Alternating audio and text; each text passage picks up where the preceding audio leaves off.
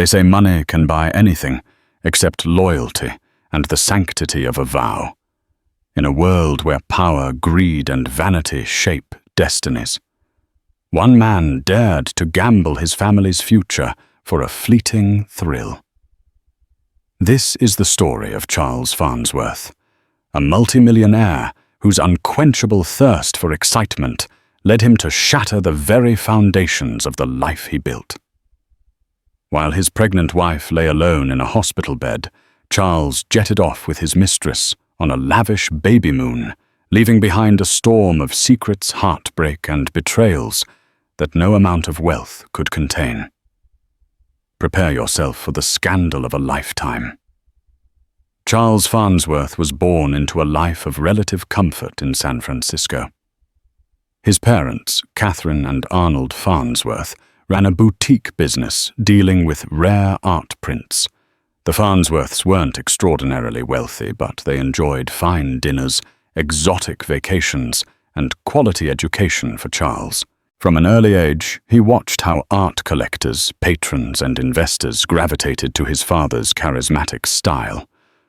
Arnold had a knack for charming clients into spending thousands on a single print, leaving them convinced they had secured a masterpiece that would appreciate in value.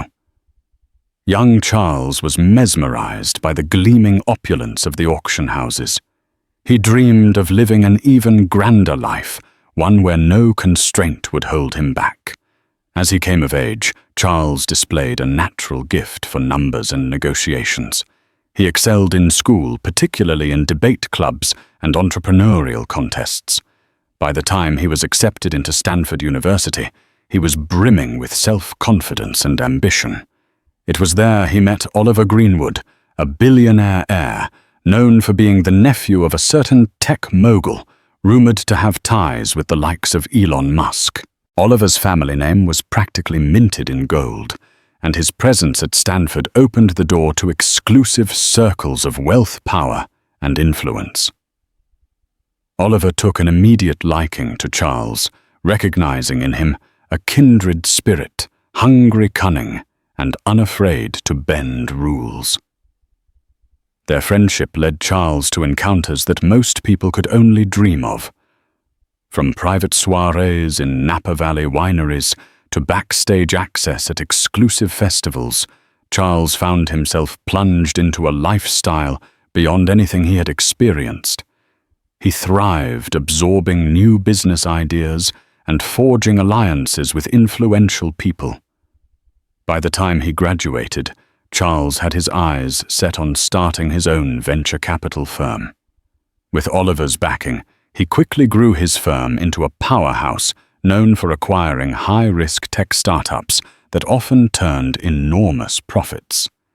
Yet with success came arrogance. Charles Farnsworth developed an insatiable hunger for more fame, more fortune, and more control over everything he touched.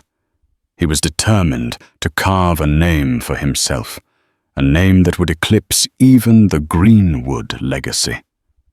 Little did he know this path would lead him down a road paved with moral compromise, a fractured family, and a scandal he could never outrun.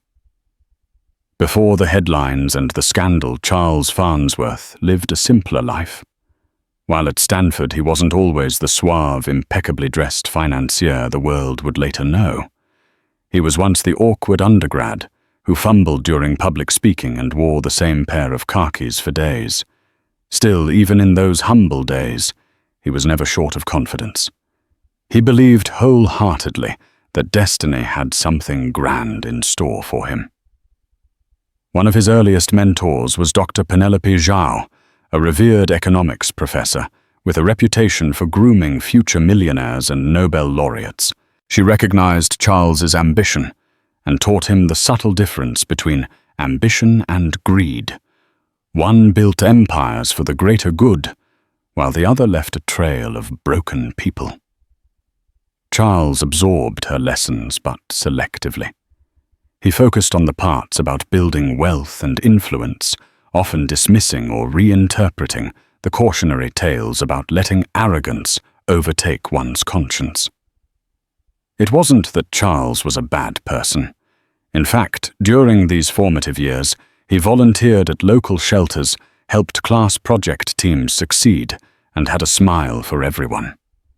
But beneath that helpful exterior was an undercurrent, a belief that the world was his oyster, that every experience and person he encountered could be leveraged for personal gain. His social life was vibrant. He dated a few women, though most of these relationships fizzled out due to his single-minded focus on career building. It was only upon meeting Adriana Farnsworth, then Adriana Shaw, a bright, compassionate young woman majoring in creative writing, that Charles began to consider a serious long-term partnership. Adriana's gentle soul was the perfect balance to Charles's restless ambition. She saw the kindness within him, the part that still remembered to donate to charity and help friends when they stumbled. She softened his edges, introducing him to the idea that true happiness wasn't found solely in towering achievements, but also in the simple joys of daily life. As their relationship deepened, they shared laughter on spontaneous road trips along the California coast, swapped stories at hole-in-the-wall diners, and planned a future together that wove both of their dreams into one. Their early years were touched by hope, and Charles often joked with Adriana that once he became a millionaire, he'd buy her a castle on the cliffs of Big Sur. She would laugh and say she only needed a simple home filled with love. That promise of love was real, yet the seeds of tragedy had already taken root. Charles's thirst for success wouldn't be quenched by a quiet life, and the path he forged would soon test their bond like nothing else. After Stanford, Charles wasted no time in building his empire. Fueled by Oliver Greenwood's seed money and his own remarkable tenacity, Charles launched Farnsworth Capital, a venture capital fund specializing in cutting-edge technologies. The firm got off to a rocky start as Charles learned the hard way that not every startup dream turns into a unicorn. But soon enough, he sniffed out the golden opportunities software solutions, tackling data security, biotech companies, researching revolutionary treatments, and artificial intelligence ventures on the brink of changing entire industries.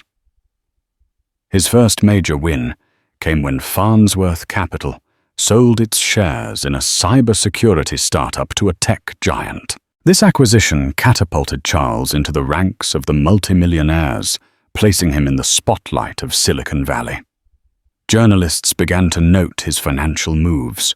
Older, more established investors sought him out as a young prodigy.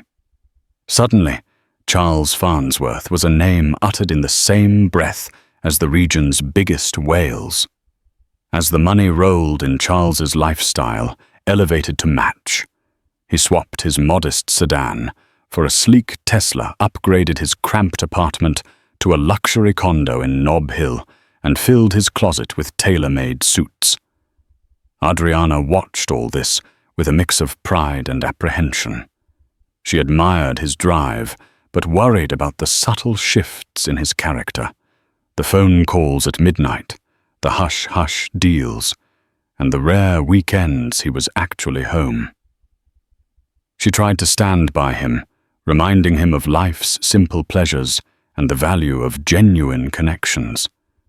Yet her voice often went unheard amid the roar of success. To handle the growing empire, Charles created a leadership team of brilliant but cutthroat executives. He leaned heavily on his CFO Richard Stein, a man with a reputation for creative accounting. Rumors swirled that Farnsworth Capital was pushing legal boundaries, making deals in morally gray areas, and profiting from questionable partnerships. But in the high-stakes world of venture capital, success was measured by results, not by the morality of the deals. During these formative years of Farnsworth Capital, Charles often found himself at extravagant parties in Los Angeles and Palm Beach, rubbing shoulders with movie stars, politicians, and fellow moguls. Clinking champagne glasses with them, he felt unstoppable. The notion of playing by the rules seemed almost quaint. Charles believed that so long as profits soared, his ethical misgivings would remain safely out of sight. He had a loyal wife, supportive friends, and the Midas touch for business. But every empire has cracks in its foundation, some visible, some hidden. And as Charles climbed the pinnacle of success, each step up also loosened a piece of the moral ground beneath him. Adriana Farnsworth was a far cry from the typical trophy wife stereotype often found by the arms of the newly wealthy. A soft-spoken woman with warm hazel eyes and a penchant for wearing simple sundresses, she carried an air of quiet sophistication. Though she was often overshadowed by Charles's flamboyant business persona, Adriana shone in her own right. She worked at a non-profit literacy program, dedicating her time to underprivileged youth in the Bay Area. Many evenings, she came home late, covered in chalk dust and brimming with heart-warming stories about her students who affectionately called her Ms. A. From the outside, Adriana and Charles seemed the perfect couple, a philanthropic, socially conscious wife and a successful venture capitalist husband. Their public images complemented each other. Her gentle philanthropic efforts balanced out the more aggressive capitalism that powered Farnsworth Capital. There were invites to high-profile events, photos splashed across tabloids, and interviews that captured the family angle, painting Charles as a man deeply supported by his loving wife. But behind the scenes, Adriana wrestled with unspoken loneliness. The dinners once filled with laughter turned into silent affairs, Charles often buried in his phone or off at another networking event.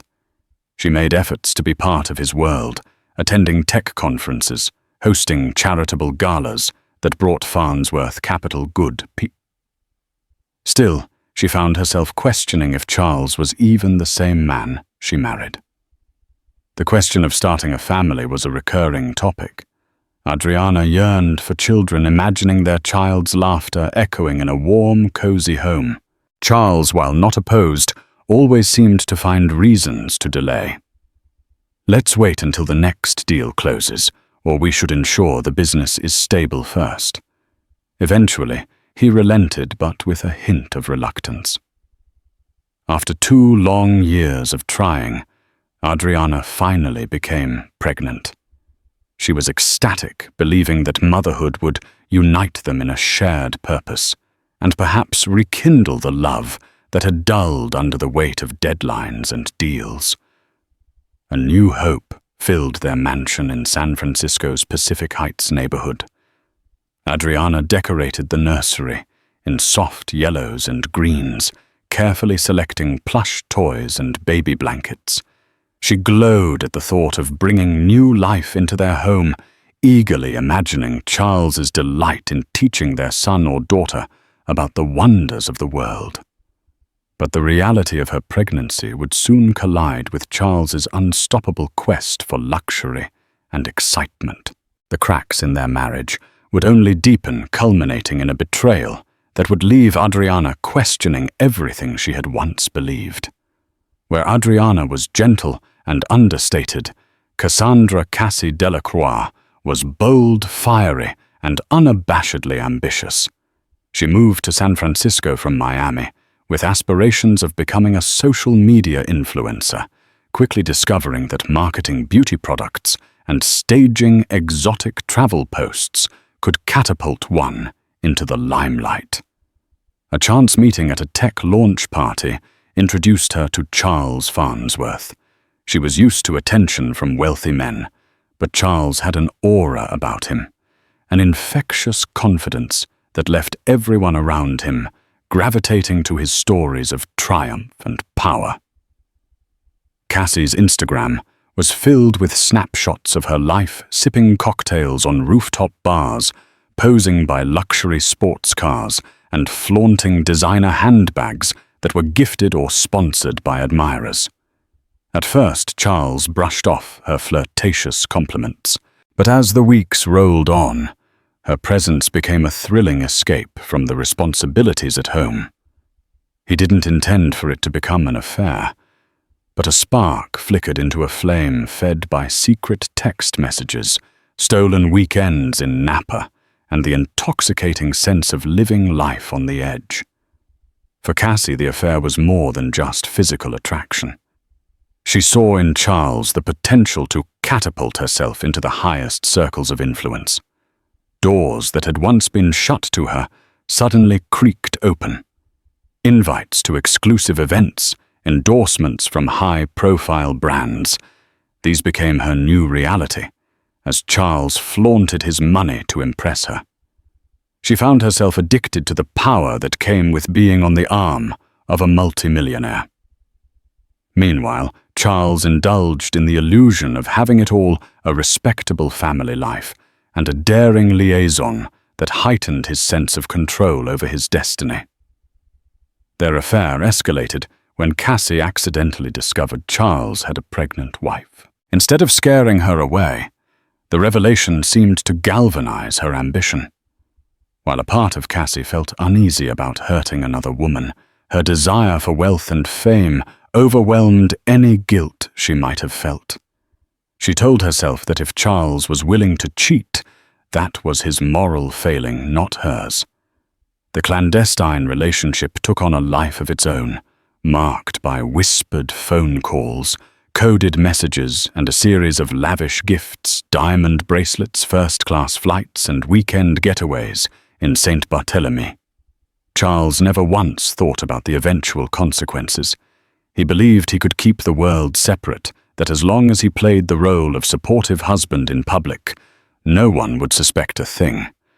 In the city of shimmering bay views and billion-dollar dreams, the line between right and wrong blurred in Charles Farnsworth's mind. And little did he know, the cost of his duplicity would one day come crashing down on him, threatening to destroy everything he had worked so hard to achieve. A babymoon is usually a romantic getaway for expecting parents, one last hurrah before diapers, midnight feedings, and the beautiful chaos of a newborn become the center of their world. Adriana had fantasized about such a trip with Charles. She pictured them strolling on a secluded beach, hands entwined, reconnecting in the serenity of nature before the arrival of their child. But as her second trimester rolled in, Charles's schedule became too hectic, he claimed. Whenever she brought up the idea, he countered with excuses about pending acquisitions and negotiations. What Adriana didn't know was that Charles was indeed going on a babymoon, but with Cassie. Under the guise of a last-minute business trip to Europe, he whisked Cassie away to a private resort in Santorini, Greece. He arranged everything in secret, from the 5-star suite, perched on a cliff overlooking the Aegean Sea, to the candlelit dinners at exclusive oceanfront restaurants. Cassie relished every moment, posting Instagram stories featuring sunsets and gourmet meals, though she carefully cropped out any hint of Charles. Her captions teased of a mystery man who was spoiling her rotten, fueling gossip among her followers and leaving them guessing. Charles tried to push all thoughts of Adriana from his mind as he lounged by infinity pools with Cassie sipping chilled champagne under the scorching Greek sun. In those stolen moments he felt untouchable, as if the moral lines blurred into the horizon. Each time he felt a twinge of guilt, he reminded himself of the relentless demands he faced at Farnsworth Capital, the constant stress of staying on top of the competitive tech market. I deserve this escape, he would tell himself, even while ignoring the fact that his wife was back in San Francisco coping with pregnancy complications and hospital visits alone. As Charles posted pictures of business dinners on his social media, carefully staged to show him at conference tables or with Greek executives, Adriana scrolled through them at home, trying to shrug off the uneasy feeling that his stories didn't add up. She fought to trust him after all they had come so far together, and their child was soon to be born. But illusions can only last so long. The cracks were already showing, and as Charles revelled in the grandeur of a Babymoon with his mistress, he unwittingly set the stage for a public and personal catastrophe that would shake everyone involved. The final straw would come when Adriana's health took a dire turn, and Charles's carefully constructed facade began to crumble like sand under the Aegean tides. Back in San Francisco, Adriana was in her 3rd trimester, her belly a visible testament to the life growing inside her. One morning, she felt an intense stabbing pain in her abdomen. Alarmed, she rushed to the hospital, suspecting complications. The doctors quickly admitted her to monitor her condition. Fear clung to her like a blanket. She tried calling Charles, but his phone went straight to voicemail. It was afternoon in California, but well past midnight in Santorini. No matter how many messages she left, she couldn't reach him. She called Farnsworth Capital's headquarters, only to be informed by a terse executive assistant that Charles was currently overseas on urgent business and could not be disturbed. Panicked and alone, Adriana reached out to her family who lived 2 hours away. Her mother and sister, both distraught, joined her at the hospital as doctors ran tests to ensure the baby was safe. Days went by with Adriana stuck in a sterile hospital room. Charles remained unreachable, except for a short text that read, "Busy with critical deals. Please hold tight. I'll be back soon." The curt message felt like a dagger to her already raw emotions. She tried to remain calm for the baby, telling herself that Charles must be in an important negotiation. Yet she couldn't shake the gnawing feeling that something was off. Meanwhile, the hospital buzzed around her nurses, changing IV drips, doctors stepping in to ask about her stress levels. They advised her to rest and avoid unnecessary anxiety for the baby's sake. But how could she not worry when her husband was MIA at such a crucial time? Adriana's mother, Evelyn Shaw, fumed at Charles's absence. She had always harbored doubts about her son-in-law's priorities, though she seldom voiced them. Now she watched her daughter's eyes brim with tears as Adriana stared at the phone, waiting for a reply that never came. Evelyn confronted one of Farnsworth Capital's junior executives, demanding to know how Charles could possibly leave his pregnant wife alone. She received only vague apologies and half-hearted reassurances that Mr. Farnsworth will return as soon as he can. In that moment, as Adriana lay in a hospital bed, her unborn child's heartbeat echoing steadily on the monitor, she felt her perfect world teetering on the edge. Doubt overwhelmed her. She had once believed that love could withstand anything. But love, she was beginning to realize, sometimes isn't enough when faced with deep-rooted deceit and betrayal. Charles returned from Greece, tan-relaxed and entirely unprepared for the storm awaiting him. The morning after his arrival, he walked into the Farnsworth Capital office, only to be met with tense stares from his staff. An intern awkwardly passed him an envelope containing urgent messages from Adriana's mother, Evelyn. Alarm shot through him as he read about the hospital visits. His stomach churned with guilt. He rushed to the hospital, mind racing with excuses. Maybe he'd say his phone was lost, or there was an international issue with roaming. None of it could erase the fact that he had not only failed to be there for Adriana during a potentially life-threatening episode, but had also lied about the nature of his trip. When he walked into Adriana's room, her eyes brimmed with tears. She didn't leap into his arms. Instead, she asked in a tremulous voice, "Where were you?" He stumbled over an explanation about Europe deals and phone troubles, but the words sounded hollow even to his own ears. Her gaze was icy, a stark contrast to the gentle look she once reserved only for him. Adriana's mother stood by her side, fury bristling from her every pore. You abandoned her in the hospital.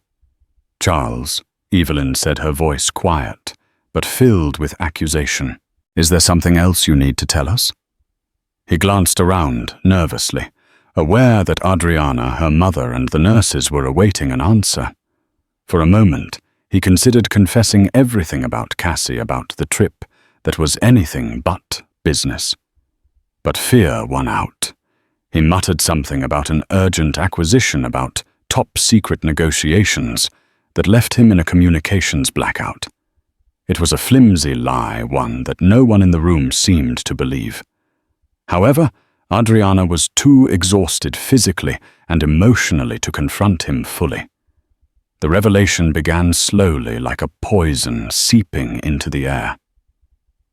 Over the next few days, whispers in the hospital corridor suggested that Charles had been seen in Greece with a young model. A paparazzo's leaked photo found its way to an online gossip site, blurry but unmistakably Charles with an unidentified woman on a catamaran. Adriana's sister discovered it while browsing social media. The uneasy hush that fell over the hospital room when she showed Adriana the photo was deafening. Though not definitive, the photo was enough to spark an irreversible suspicion in Adriana's mind. This was the first real glimpse of the truth, and it threatened to shatter her heart and the fragile sense of stability she clung to. Charles, though cornered stubbornly, denied any wrongdoing. But a single photograph often speaks louder than 1,000 denials, and the seeds of doubt had been firmly planted. When Adriana was finally discharged from the hospital, she insisted on returning to their mansion in Pacific Heights, determined to confront Charles in private. She needed answers, no more half-baked excuses. Charles sensed her resolve the moment she walked through the front door. She was no longer the meek, gentle woman who avoided conflict for fear of upsetting him. She was an expectant mother, fighting for the survival of her family. They ended up in the living room, large bay windows overlooking the Golden Gate Bridge. Adriana stood near the window, a silent silhouette against the afternoon sun, as Charles tried to spin his latest story. I swear, Adriana, the woman in that photo was just a business associate. The yacht was an impromptu networking event. People do that sort of thing in Europe all the time. He tried to meet her eyes, but she refused to look at him.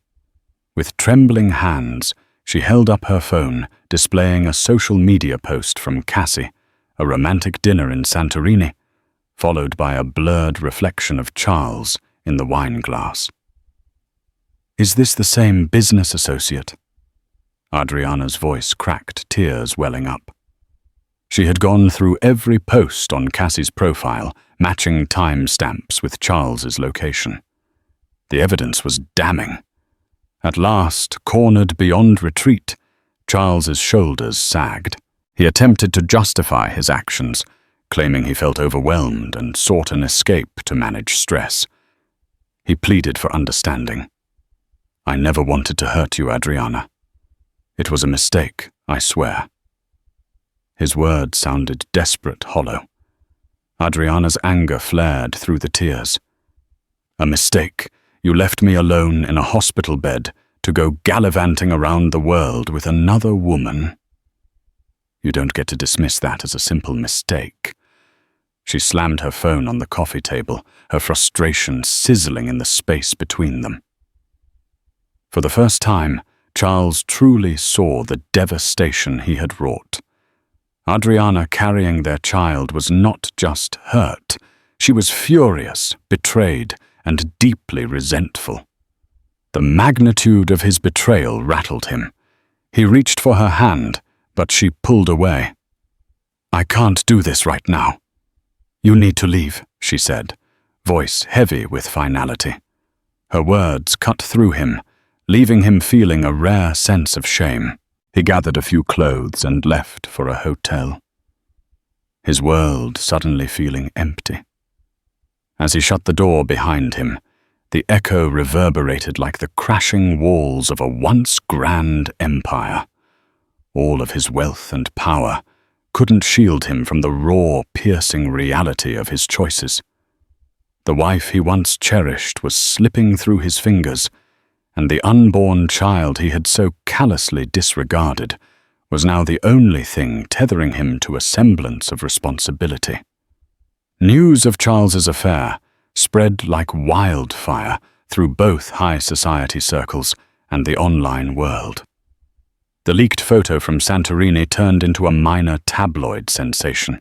Cassie, reveling in her newfound fame, dropped not-so-subtle hints across her social media, fueling the scandal with cryptic posts like, "He treats me like the queen I am," and "When the heart wants what it wants." Suddenly her follower count soared and gossip websites buzzed about the possibility of a full interview or a tell-all. At Farnsworth Capital, whispers grew louder. Investors began questioning Charles's judgment and stability, worried that the scandal would tarnish the firm's reputation. Oliver Greenwood distanced himself quietly, removing references to his partnership with Charles from press releases. To the public, Farnsworth Capital tried to maintain a polished facade, releasing statements about an ongoing commitment to innovative ventures while ignoring the personal drama swirling around its CEO. Adriana, meanwhile, found herself besieged by reporters camped outside the mansion. The constant barrage of camera flashes and shouted questions left her feeling claustrophobic and anxious. She retreated inside, refusing to give interviews. Her only concerns were her unborn baby and the reality that her husband's betrayal had permanently altered her life's trajectory. She received support from friends, her mother and her sister, but nothing could fully alleviate the heartbreak gnawing at her. As if the scandal wasn't enough, Adriana's obstetrician warned her about the risks of high blood pressure and stress on the pregnancy. She was urged to stay calm and avoid triggers. Yet every day brought a new wave of humiliating headlines or rumors about Cassie. Even long-time family friends like the philanthropic couple James and Lydia Crawford called to express their shock and concern, suggesting that Adriana might seek a divorce for her own well-being. Charles's attempts to make amends were clumsy at best. He tried to send flowers, stuffed animals for the baby, and handwritten apologies. He even left a long-winded voicemail, pledging to end things with Cassie and be the husband and father you deserve. But Adriana was numb. Words meant little when weighed against the memory of him stepping off a plane from Greece, looking tanned and carefree, while she had been lying in a hospital bed, terrified about their child's health. The world now saw Charles as a callous playboy, but the man behind the headlines felt like he was losing everything he loved. In a desperate bid to salvage his life, he began to scheme a path forward, one that might redeem him in the eyes of his investors, the media, and most importantly, Adriana. Whether redemption was even possible, however, remained an open question. When the news reached the Farnsworths, Charles's parents, Catherine and Arnold, they were aghast. Despite their own disapproval of Charles's relentless pursuit of wealth, they had never imagined he could stray so far from the values they had tried to instill. Catherine, in particular, was devastated. She had grown close to Adriana, seeing in her the daughter she never had. She was incensed at Charles for his betrayal, feeling partially responsible, as though she had failed him in some crucial moral lesson. Catherine reached out to Adriana, directly offering support and a place to stay if needed. "I know my son can be selfish," she said gently over the phone. "But please remember that we consider you family no matter what." Adriana broke down, crying. It comforted her to know that Charles's parents were in her corner, but it also pained her to see how fractured everything had become. Meanwhile, Charles's father, Arnold, confronted him in a heated phone call. You've dragged our name through the mud, Arnold growled. You can't just treat a marriage like another business venture you can offload when it's inconvenient. Charles tried to rationalize his actions, blaming the pressures of Farnsworth Capital, but Arnold would have none of it. Stop making excuses, son. If you lose Adriana, you'll regret it for the rest of your life. Adriana's side of the family wasn't silent either. Her mother, Evelyn, openly advocated for a divorce. He's shown his true colors, my dear, she told Adriana one evening. Better you protect yourself and the baby than hope he'll change. Evelyn had her own experiences with heartbreak, a failed marriage with Adriana's father, and she didn't want her daughter to endure the same emotional torment. Despite the mounting pressure from both families, Adriana was torn. She still loved Charles on some level. After all, they had shared dreams of growing old together, raising their children and creating a home filled with laughter. But the pain of betrayal lingered like a festering wound that refused to heal. Each time she thought she might forgive him, images of Cassie's Instagram posts flashed in her mind. For Charles, facing the anger and disappointment from both sets of parents brought him a rare moment of clarity. If he was to fix this at all, if that was even possible, he needed to do more than issue hollow apologies. The question was whether he had the courage to truly change, or if his addiction to power and indulgence would carry him too far away from the family he claimed to cherish. Adriana's mother, Evelyn, decided it was time for an intervention.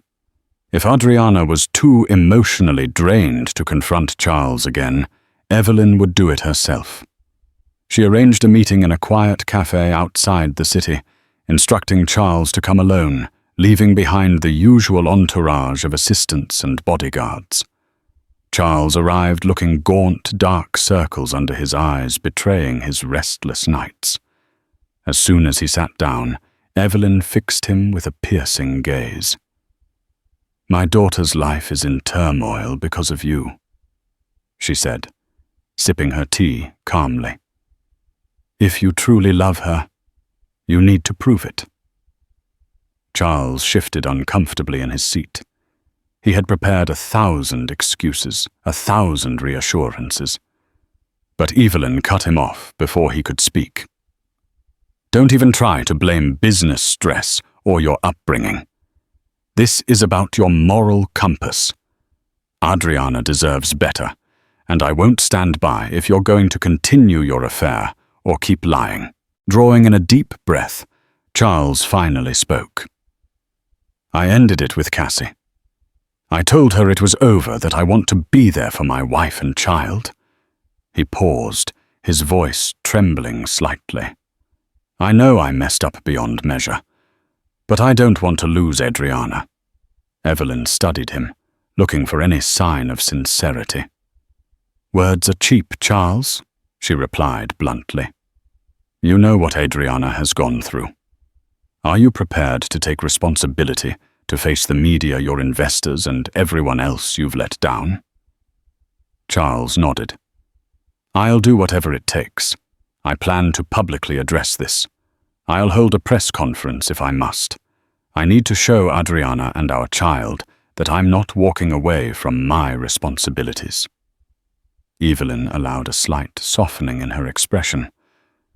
"Adriana is considering legal separation," she informed him. "She's spoken with a lawyer. But I want you to know I've told her to make that decision with a clear mind, free of her current stress levels. If you're sincere, you have a narrow window to convince her to give you another chance. Don't waste it." Charles felt a small flicker of hope. He had the faint sense that if he truly changed, cut ties with Cassie, toned down his unscrupulous business dealings, and became the husband Adriana deserved, he might still salvage his marriage. Yet, as Evelyn gathered her purse and left, an uneasy voice echoed in his mind. Was he truly ready to put family above everything else, including the temptations and power plays he had come to love? Even as Charles began taking the first steps toward redemption, the crisis at Farnsworth Capital escalated. Negative press over his scandalous personal life threatened investor confidence. A major client, the venture arm of a global pharmaceutical giant, was on the verge of pulling out. Stockholders grumbled about a CEO whose priorities seemed tangled in salacious headlines rather than smart business moves. At an emergency board meeting, Oliver Greenwood attended via video call. Once a close friend, now he regarded Charles with a mixture of disappointment and frustration. "We can't have Farnsworth Capital's name dragged through every tabloid in the country," Oliver said coldly. "Your personal life is jeopardizing this firm's future." Charles bristled, but managed to keep his composure. He presented a plan. He would step back from day-to-day operations temporarily to focus on personal matters and allow the board to appoint an interim CEO. Meanwhile, the PR team would orchestrate a careful narrative Charles Farnsworth as a man who recognized his mistakes and was seeking to restore family and business integrity. The board grudgingly approved, albeit with skepticism. In the halls of Farnsworth Capital, staff eyed Charles warily. Some whispered that he was only saving face. Others felt a twinge of sympathy. After all, many of them had admired him for his quick intelligence and rags-to-riches story. Seeing him brought low by a scandal felt almost tragic, like a Shakespearean hero undone by his own fatal flaw. In the midst of all this, Cassie was doing her best to cling to relevance. She made vague statements about being betrayed by someone powerful and threatened to release private text messages unless Charles compensated her. It was a thinly veiled attempt at blackmail, hoping to squeeze more money or attention from him. Charles ignored her calls, having already deposited a substantial sum in her account as a final gesture to end their affair. She was an unwelcome loose end he desperately needed to sever. Meanwhile, Adriana found herself in an emotional maelstrom. On one hand, she was relieved that Charles was finally showing some willingness to mend his ways, stepping back from his corporate throne to work on their marriage. On the other, the memory of his betrayal was fresh, and the fear of further heartbreak gnawed at her heart. Her pregnancy was inching closer to term, and she had to decide if Charles would be by her side in the delivery room or if she'd rely solely on her mother and sister. The crisis at Farnsworth Capital mirrored the upheaval in Charles's personal life. Both realms teetered precariously, reliant on his ability to choose an authentic path forward. As lines blurred between corporate responsibility and emotional accountability, the stakes only grew higher. One misstep, and everything could come crashing down. The days following Cassie's final threats passed in a blur of tension and fragile hope. Charles moved back into the mansion, but not into their shared bedroom. He occupied the guest suite on the lower floor, a self-imposed exile symbolizing both his remorse and his willingness to rebuild trust slowly. Adriana allowed it, but made her boundaries clear. No expectations, no pressure, and no attempts to rewrite the past with sweet words. Charles accepted these terms with humility. Gone was the cocky venture capitalist who had once charmed entire boardrooms. In his place stood a man stripped of illusion, desperate to reclaim the life he'd nearly destroyed. He began each morning with simple tasks, preparing Adriana's tea, watering the nursery plants, and reading parenting books cover to cover. He asked to join her on doctor's visits, not to be seen, but to show her he cared enough to witness her discomfort, her bravery, her sacrifice. At first, Adriana watched all of this with cautious detachment. Was this just another performance, a bid to buy forgiveness, the way Charles once bought luxury lavishly and without true cost to himself? But something was different. He didn't just show up. He stayed. He didn't argue when she snapped at him. Didn't retreat behind excuses or business jargon. Instead, he listened absorbed, and slowly, painfully, he began to change. He hired an interior designer Adriana trusted to complete the nursery, following every detail. She wanted a hand-painted mural of ocean waves, a rocking chair in soft cream, and shelves filled with children's books they once dreamed of reading together. When he saw her struggling to lift a basket of laundry, he didn't wait to be asked. He simply took it from her hands, apologizing for every moment she had carried burdens alone. Meanwhile, the business world kept its distance. Charles had formally stepped down from day-to-day operations at Farnsworth Capital, handing over the reins to interim CEO Helena Worth, a woman known for turning troubled firms around with quiet but unshakable competence. Investors were appeased by her presence. The media attention began to shift, and a new scandal involving a Hollywood actor took over the tabloids, granting Charles a brief but vital reprieve.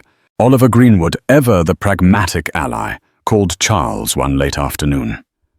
"You're doing the right thing," he said, voice gruff. "Just remember, people are watching.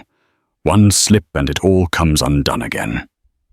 Charles took those words to heart. He deleted Cassie's number, blocked her on every platform, and instructed his legal team to document her previous threats in case she resurfaced. The past would not be allowed to bleed into this fragile new chapter he was trying to write. One evening, Charles found Adriana sitting on the patio, cradling her belly as she watched the sun dip into the bay. He hesitated before approaching. "Mind if I sit?" he asked.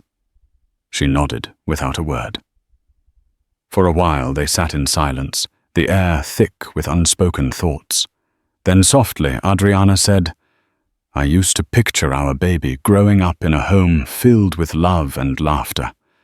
I still want that, but I don't know if I can have it with you." Charles's throat tightened. "You don't owe me anything," he said, "but I want to earn back what I threw away. Not with promises, just actions." He paused, then added, "I made a lot of terrible choices. I thought I was chasing freedom, but I was running from responsibility. I let power define me. And when I finally looked around, the only thing that mattered, you was slipping through my fingers." Adriana blinked away tears, but didn't look at him. Instead, she whispered, "Do you even know what it felt like? Lying in that hospital bed, thinking you might not show up at all." "I do now," Charles replied, voice breaking, "and I'll never forgive myself for it." Another long silence followed. But this time, it wasn't filled with distance.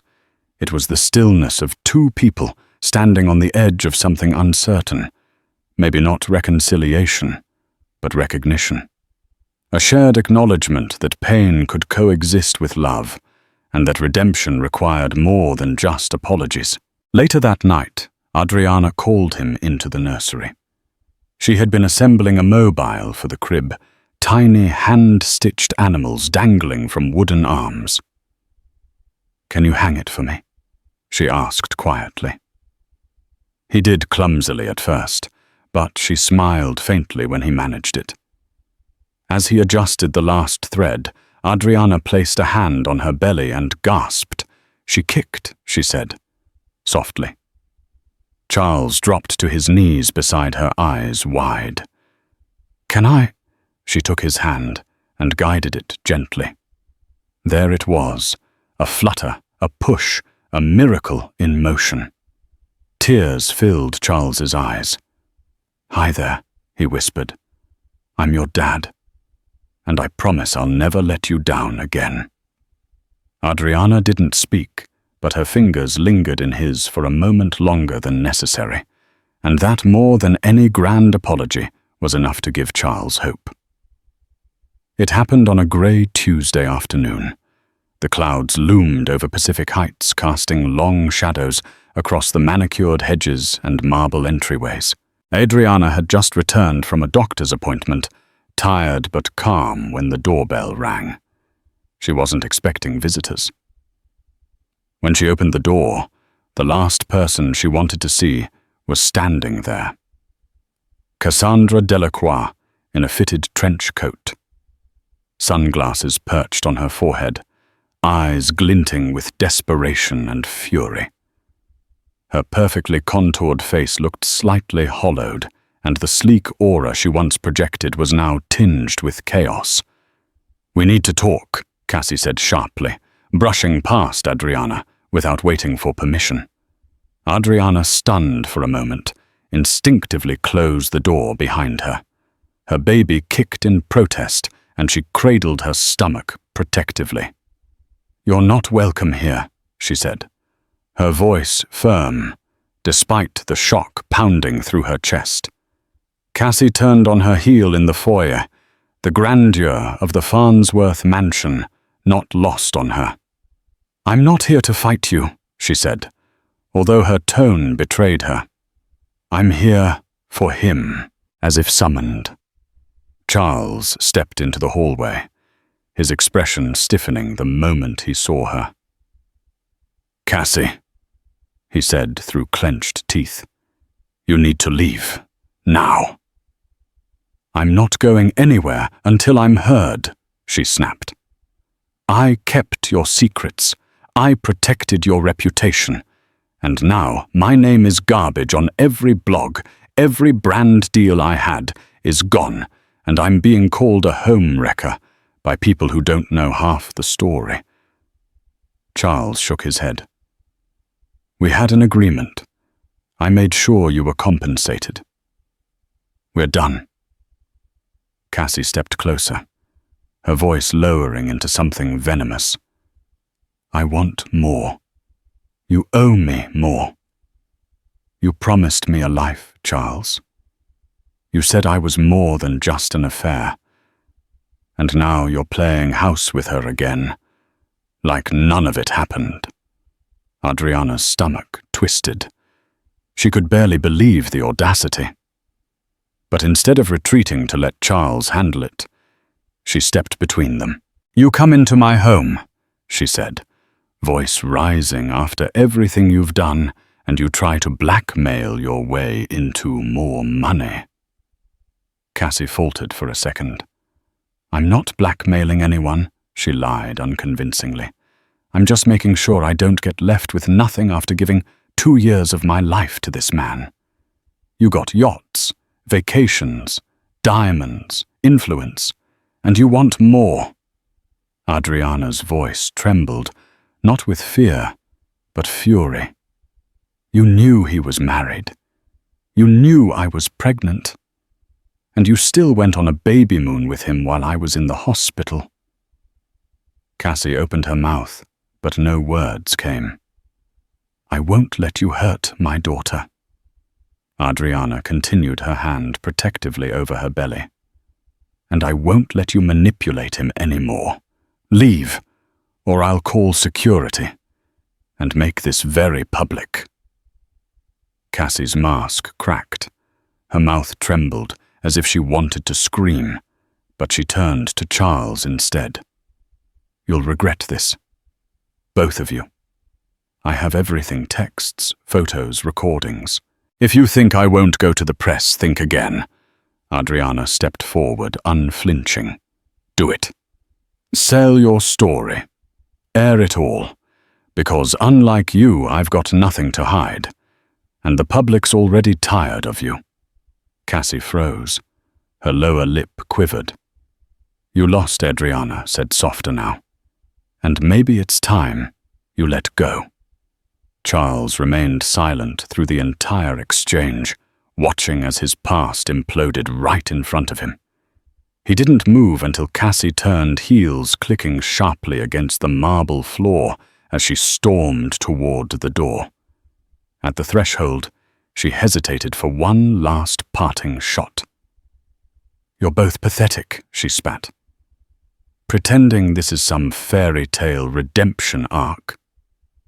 He's going to screw it up again, you know." Adriana met her eyes calmly. "Maybe. But at least I'll have tried. Can you say the same?" Cassie slammed the door behind her and vanished down the steps. Adriana leaned against the wall, her breath shaky, her body trembling with adrenaline. Charles stepped toward her, arms half raised. "Don't," she said quietly. "Just give me a moment." He nodded and backed away, watching her with an expression that bordered on awe. Adriana had faced down the woman who nearly ruined her marriage, and she hadn't flinched. There was a strength in her he had never fully seen before, an inner fire that no scandal, no betrayal could extinguish. That night, as rain began to fall softly against the windows, they sat in the living room without words. The television flickered with muted commercials. A candle flickered on the coffee table, casting long shadows. "I didn't think she'd come here," Charles finally said, his voice hoarse. "I never wanted you to have to see her again." Adriana didn't look at him. "She didn't break this, Charles. You did?" "I know. She just reminded me of how far we'd fallen." Silence. "I meant what I said," he whispered. "I won't let anyone hurt you or the baby again. Not her, not me, not anyone." Adriana turned to him at last. "She's not the threat anymore. The real danger is pretending like we can patch this up without doing the work." Charles nodded. "I'm ready to do the work." "Then prove it," she said. "Not with gifts, with consistency, with time." He agreed, and this time he meant it. In the days that followed, Cassie attempted to sell her side of the story to a handful of gossip outlets, only to find interest had cooled. The market had moved on to newer scandals. Farnsworth Capital's PR team had done its job well, releasing a campaign focused on family values and ethical leadership under Helena Worth's guidance. The world simply wasn't listening anymore. Cassie faded from the headlines like yesterday's news. Meanwhile, Adriana's due date approached. The nursery was ready. The hospital bags Wasawasaki was packed, and one rainy morning as dawn broke across the bay, her water broke. Charles didn't panic this time. He rushed her to the hospital with care, holding her hand through every contraction. Hours passed. Pain pressure, and finally life. Sophia Lee Farnsworth arrived at 6:42 a.m., swaddled in soft pink and screaming her lungs out. The sound brought tears to both parents' eyes. Charles held her gently, terrified and awestruck. "She's perfect," he whispered. "She's everything." Adriana lay exhausted, but glowing. "She's ours." Charles kissed Sophia's forehead, then looked at Adriana with reverence. "Thank you," he said, "for giving me another chance. For giving us another chance." Adriana smiled, tired but serene. "Don't waste it." And in that sterile, warm-lit hospital room, surrounded by beeping monitors and the smell of new beginnings, the past seemed to recede just enough for the future to begin. In the end, life rarely offers perfect resolutions.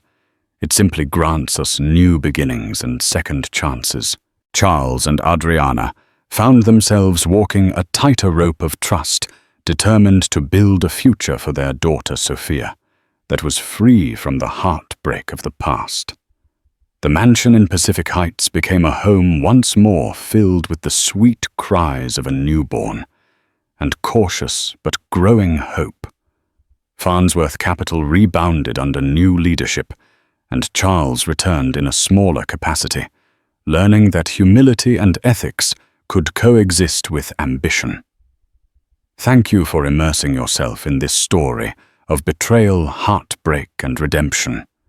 If you found the twists and turns captivating, make sure to like, share, and subscribe to this channel. Every click and comment helps us bring you more dramatic tales that illuminate the human experience. Until next time, stay tuned for more real-life drama, and remember that sometimes a single choice can change everything.